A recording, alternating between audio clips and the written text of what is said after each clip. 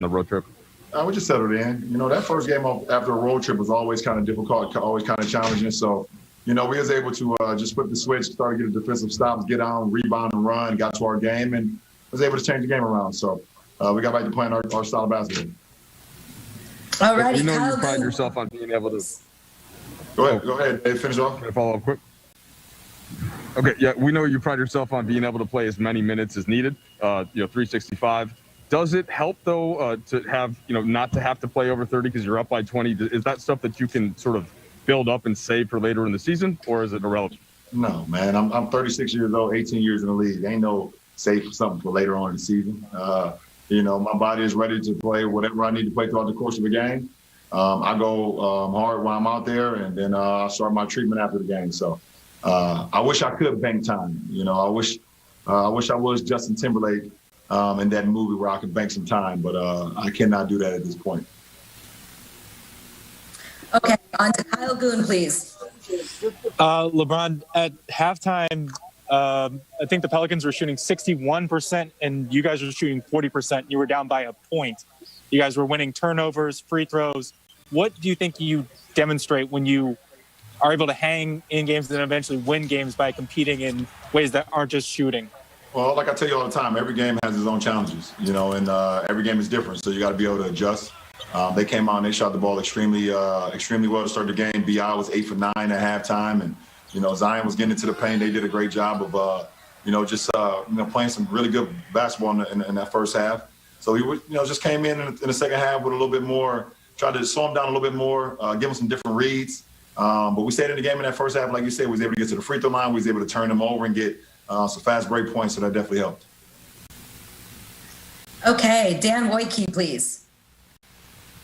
Hey, LeBron, what's your favorite part about where this team is at 14 games? What do you like most, what you're seeing? That we continue to get better. I feel like we've gotten better every game.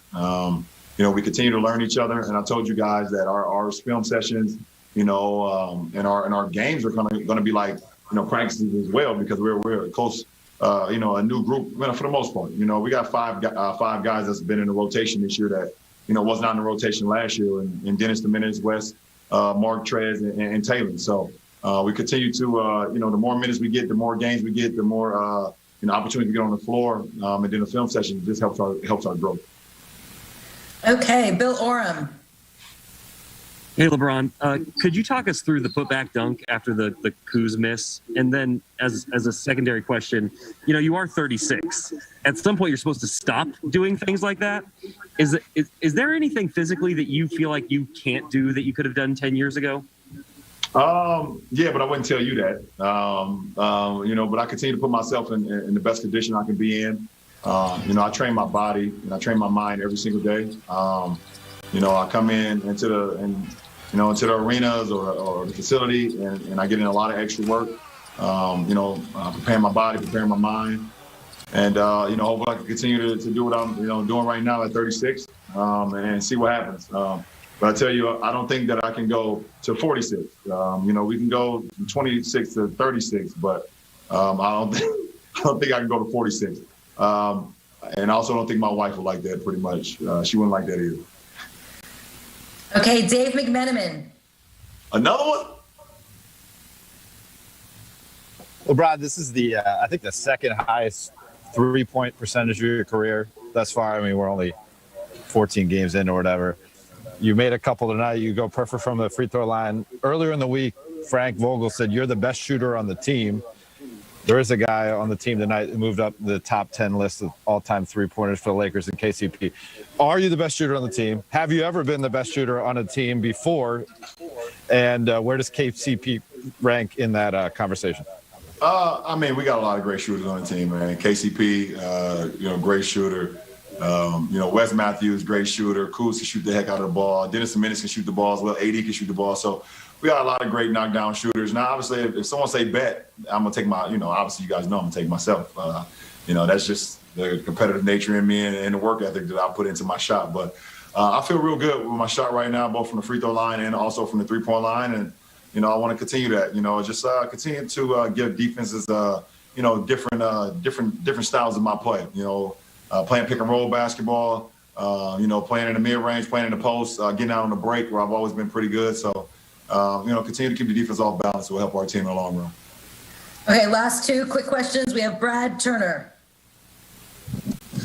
What's up, Brian? What's up, B?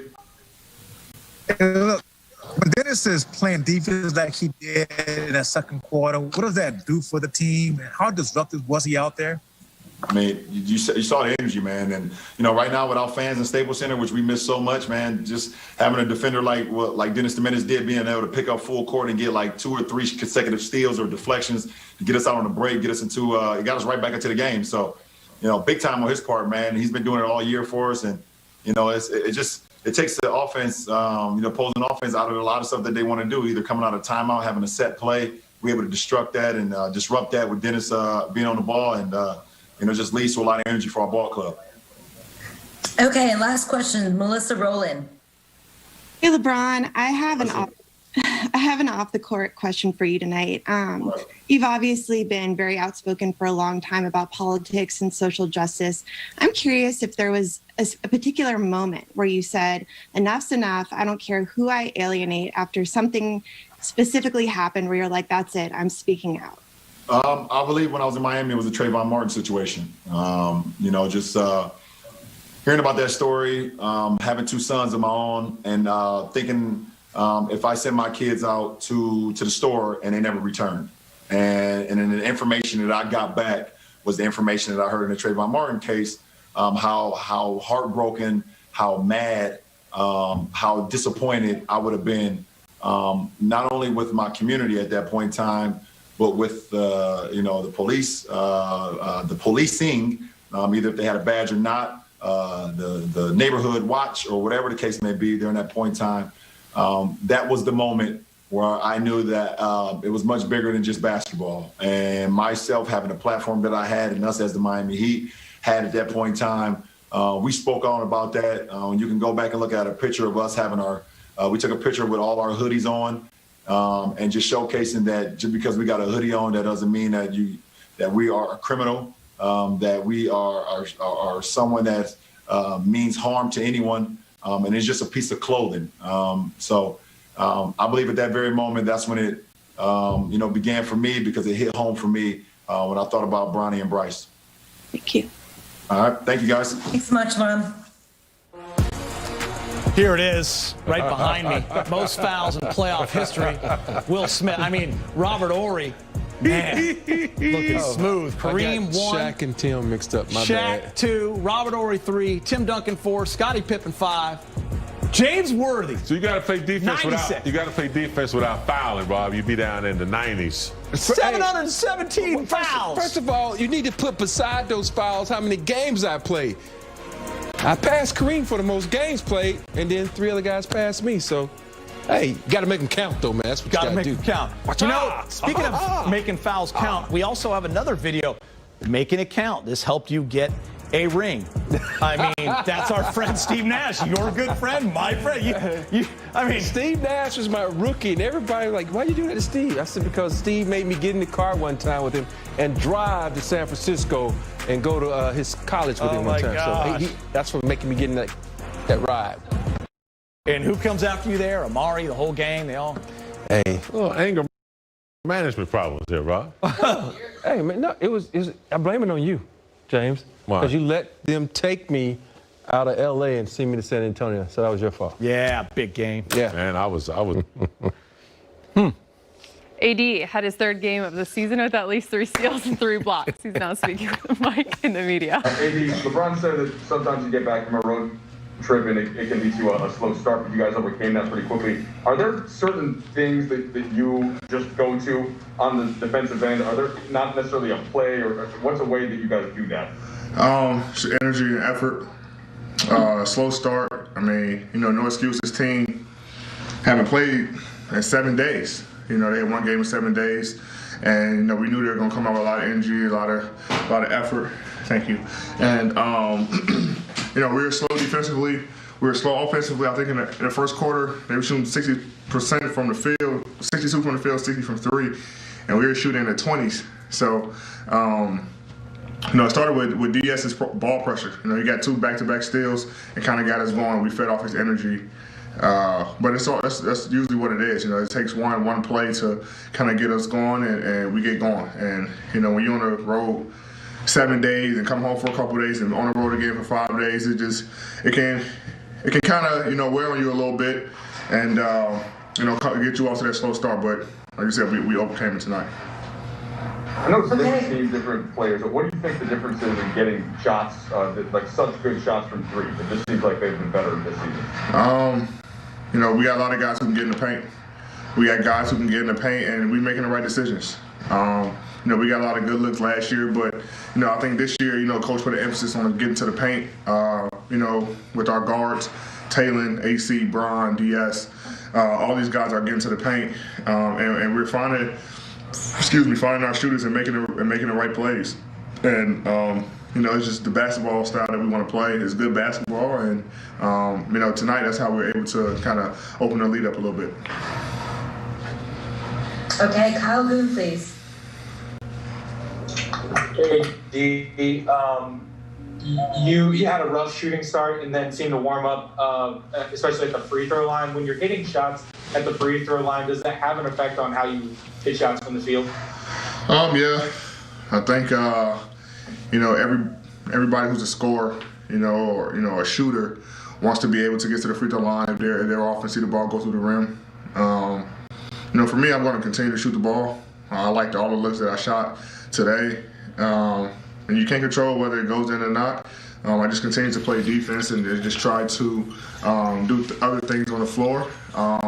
And having that energy and doing, the intangibles, it kind of got me going on the offensive end where I started hitting shots and making the free throws. So I just try to play through it and continue to take shots, knowing that I always try to carry the threat of being aggressive anytime I catch the ball.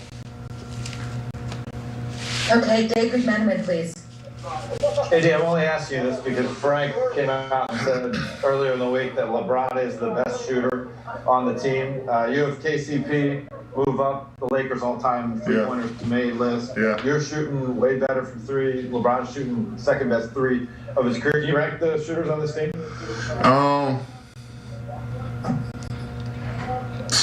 He's up there. Bron has been shooting the ball extremely well this year. Obviously Kenny been shooting the ball. And congrats to him for moving up to 9th on the Lakers list. But I will have to say, Kenny is always, our guy who we look to for shots. Wes is, still struggling to find a consistent 3. He's getting open looks, but I still put Wes up there. He's a sniper. Kenny, Wes. I'll put Bron 3rd. Just because of this year, he's been able to shoot the ball extremely well. Mark can shoot it. Mark is up there. And then I'll put myself. You got Duds, AC. Honestly, all our guys are able to make shots, and we have been making shots this year. So it's tough. I have to look at the percentages and see, but Bron's always going to be up there just because he shoots a ton of them, especially when he gets hot. He starts shooting from half court and things like that. So I don't think Coach will maybe allow Kenny to do that. Okay, Dan Wakey, please. Hey, you guys have put teams away here over the past week, extended lead late and stuff like that. How has this team been able to do that, and how good is it to finish games on the bench repeatedly? Yeah, we've been doing it defensively. We've been locking in defensively. We had a slow start tonight, but we've been doing it on the defensive end. I think we're first in defensive rating, and we want to keep that edge. We want to keep that mindset on the defensive end of being scrappy, being physical, one shot, offense for the other team, and it will carry us into the offensive end. But it just starts with our guards picking up full court. Dennis does it all the time, picking up 94 feet. AC when he gets in, and then the big guys protecting the rim. But our mindset defensively just switched, and we're able to do that, which allows us to, like you say, put teams away and able to sit in the fourth quarter where we can save our legs and let our guys who usually don't play, get in. And now we're able to save our bodies and our legs for later on in the season when we really need them. Okay, last two questions. We're going to go with Jim from the Journal-Sentinel. Hey, Anthony, I'm with the Milwaukee Journal-Sentinel.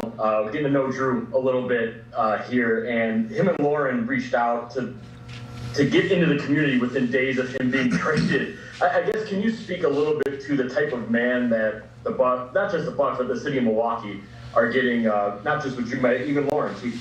Yeah, great family. Really close friends of mine. Drew and Lo are, two amazing people who love being in the community. Everyone knows the story that their family went through with Lo, and that's a family who everybody seems to get drawn to because of their love and support that they have for any community that they're in. And I think the city of Milwaukee and the state of Wisconsin is getting two people who are genuine people who really love being in the community and want to help everyone around them, no matter what it is. And so, like I say, really good friends of mine, and you guys are getting really good, genuine people. Okay, last question, Claudia Jestro, please. Anthony, can you hear me? Yes. Yes. Anthony, when they had Zion, Ingram, and Adams on the floor, how tough was that front line to defend and score on? We just made the game simple offensively, putting them in pick and rolls and knowing that they're a low man team, which means that they're going to pull in and try to stop anybody who comes to the lane from the opposite side, and we're just making reads. And so we just try to play simple basketball tonight. And Zion and Steven Adams are, they're low down there. They're two, very huge physical guys, and it took a team effort tonight, trying to keep Zion out of the paint, make him take tough shots, and keeping him and Steven Adams off the glass. So it was tough for all of us, and it was a team effort against both of those guys, and we were able to be successful tonight. Great, thanks so much, AD. Yep. When you guys see the flame, you know what time it is. What does it mean, Allie? Rob's time? Rob's time. Rob's on fire. I hate saying that. Drop it. Giving you that. Get to it. Rob's Wall. What are you even breaking down today? Let's roll this thing out right here. We're going to Rob's Wall right here. We're going to talk about defense to offense. Right here, you see the penetration. You see Gasol going over here to help out defense, staying long. AD dips back into the paint, gets the steal, kicks it out. The key thing to this is to get in the middle of the floor for an offensive fast break for a layup by my man KCP. Here, look at the defense there. Watching the defender. Look at the help by by AD. He comes over, contests, good box out. My man AC Fresh runs it down, takes off, gets the ball in the middle of the floor. What are we going to do? We're going to probe, we're going to penetrate. You know what?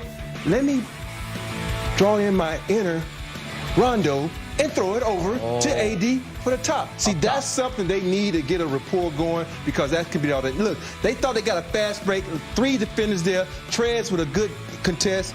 Caruso with another rebound, and out to the races. One pass to LeBron. LeBron looks, surveys. He draws 1, 2, 3 defenders. You know what? I'm just going to wait right here, let everybody get in position, kick it over to Dennis the Menace. Dennis the Menace goes up for a 3-ball. You know what, guys? Rob's Wall. Rob's Wall. Offense to defense. Do you guys think? Great job, though. Do you guys think Schroeder's like going, man, I'm playing with AD and LeBron. This is amazing. He just gives it up. He gets it back. Like, a lot of people don't see that guy across court like LeBron sees it. It's pretty amazing. I mean, as much as he gets to dish to those two, the way in which it frees up his own game, yes, too, I think the reciprocal effect there. Yeah. I notice how unselfish this team is. That's the third most fouls in history. That's like the little table at Thanksgiving right there. Oh, I sat at it many a day. We got to call you 8 rings now, don't we? Oh my gosh, you went there, Geeter. Why? Because he got his little championship ring. Congratulations.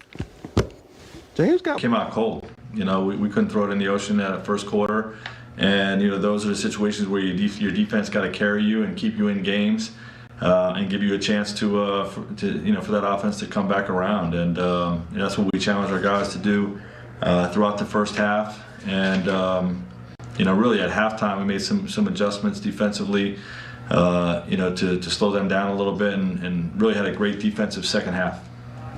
Right, it's early, but you have a lot of guys shooting the three really well.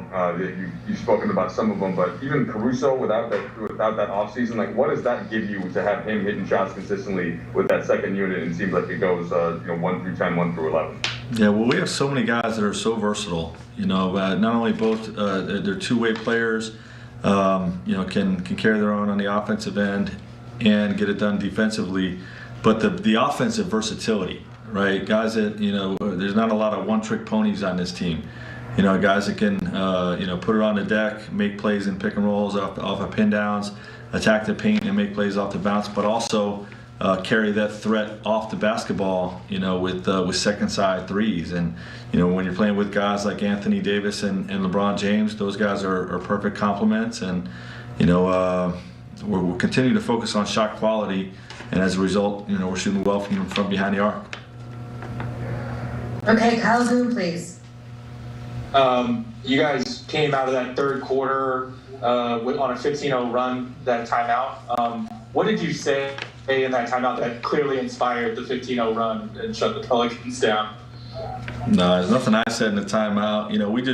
We knew what we had to do differently in the second half, with our defense. And, they came out and I think we gave up an and one and a three to start, and that's not what we were looking for. But our guys are motivated at halftime just to come out and be better. Knowing that if it's a potential night where the shot's not falling, and our defense got to carry us, so they really just want to elevate their play.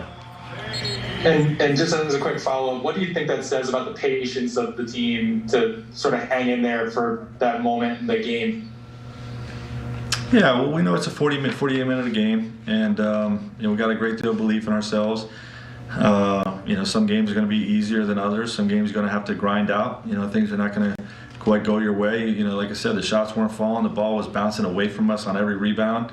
And, we were struggling to get stops a little bit early in the game. So, you just be patient. You stay the course. You make necessary adjustments.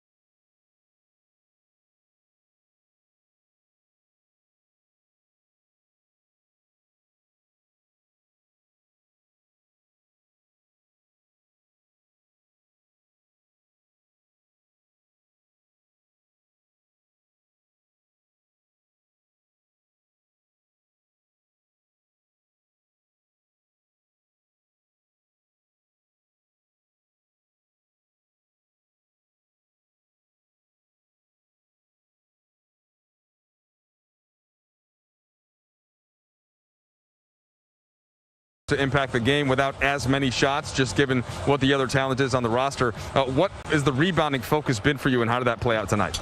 Man, I'm just trying to get in where I fit in. Just trying to find my role on this team, and just trying to bring energy, and that's what I'm just trying to do. Hey, winning is always better than losing. You guys have gotten used to that over the course of the last 2 seasons. What about this new team with the new guys that have come in as you've become integrated with them? How do you think that's going, and where do you have to get to?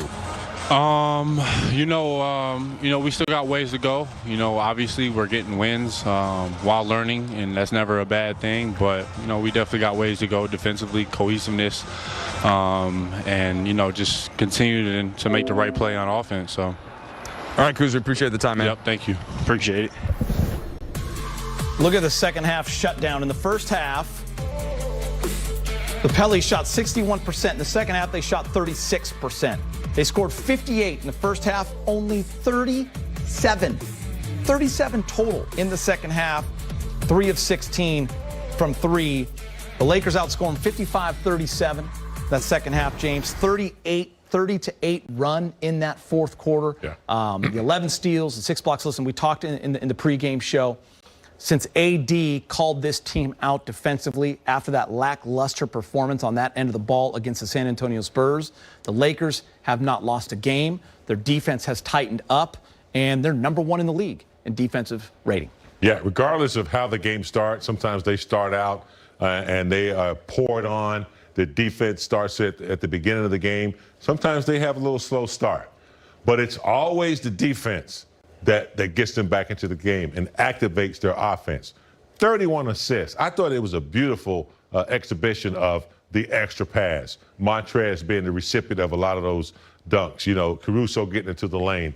But defensively, as Rob said, we knew they couldn't shoot 61% for the entire game. Yeah. And so the defense had a lot to do with that in the second half. I just think if they continue to play defense the way they are, they could be a little bit better than they were last year without the shot blockers because, they congest the paint. They do a good job of drawing charges. So far, so good. Yeah, knocking down shots. And the key is they got good shots from penetration, kicking, and making that extra pass. When they're moving the basketball like that, it's hard to stop. It's hard to see them do those threes off the move, but when they spotting up, knocking down threes at a 15 for 37, for 40%, you like to see that, not the ones where they're coming off the move, because some of those guys can do it, but not all of those guys can. Rob, we saw what Frank Vogel and this staff could do with the personnel they had last year, their ability to adjust in a playoff series.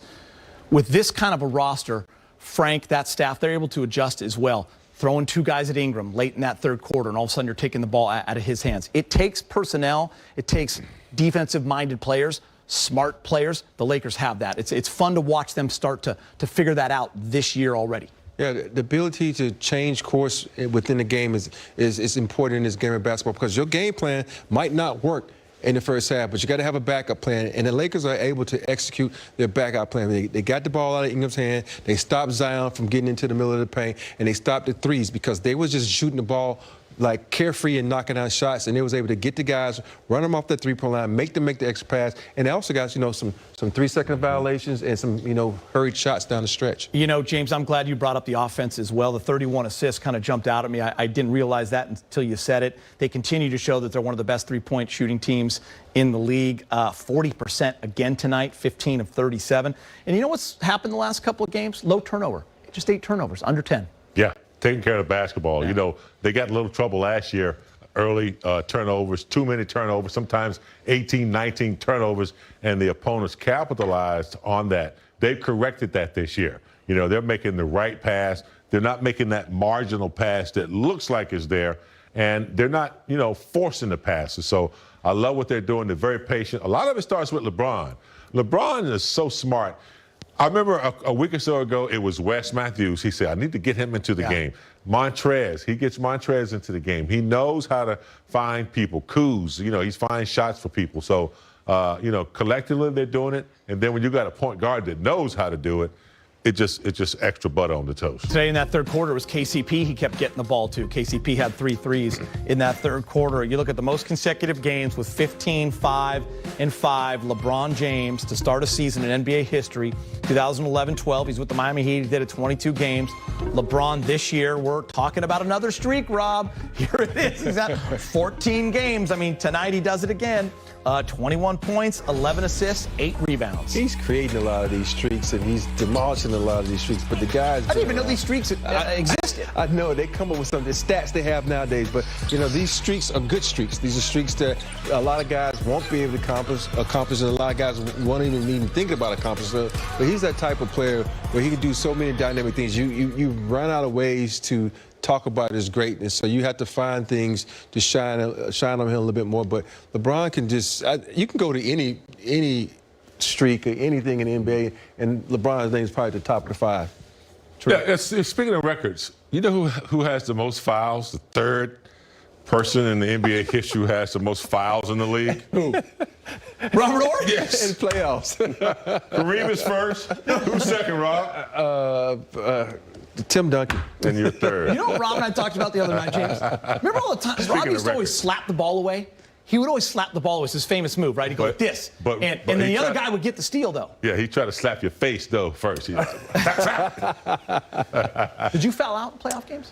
I fouled out in one playoff game. Yeah. That was in Indiana. I was in a Laker uniform. We was playing Indiana. I fouled out in that game. Game 6 that we won on our floor. When's the last time LeBron was in foul trouble?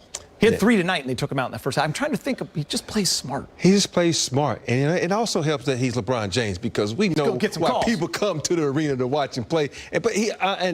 But more importantly, he's a smart player, and he plays good defense. He's not a Gary Payton or these guys who use their hands a lot. He uses his body because he's bigger than most guys, so he knows how to position himself to take that blow, and most time people bounce off him. We'll have to ask Allie Clifton later on. I've never seen him play this type of defense. He's been a pretty good defensive player his whole career, but the way he's locked in, picking up star players the last 3 or 4 minutes of the game, locking them up. I've never seen his focus. 15 of 37 from 3, 31 assists, only 8 turnovers, 41 bench points. KCP scored 16 points in the win, made 4 of the Lakers. KCP, second time in the last 3 games, you've made 4 threes in a game. How are you feeling about your stuff on the court right now? I'm feeling pretty good. Finally get my ankle where it need to be so I can do my movements and stuff. But I feel really, great shooting the ball, great rhythm. Like always, taking the shots that's open, not forcing anything. You guys on the whole have been hitting your threes. You were 3rd in the entire league behind the arc before tonight's game. Shot about 40% in the game against New Orleans. How is this offense different from last season? How much of it revolves around, really, frankly, better three-point shooters? Just by moving the ball, sharing the ball out there. I feel like when we're moving the ball around the perimeter, everybody touch it. Everybody look for that open shot. Frank, he preached that a lot in practice. Making an extra pass. Getting teammates involved. Touching the paint, kicking out for threes.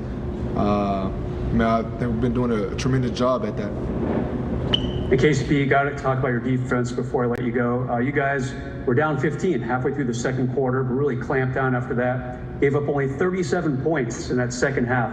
What kind of clicked for you guys? Was there a point where you said, all right, we got to start stopping their shots. Let's go.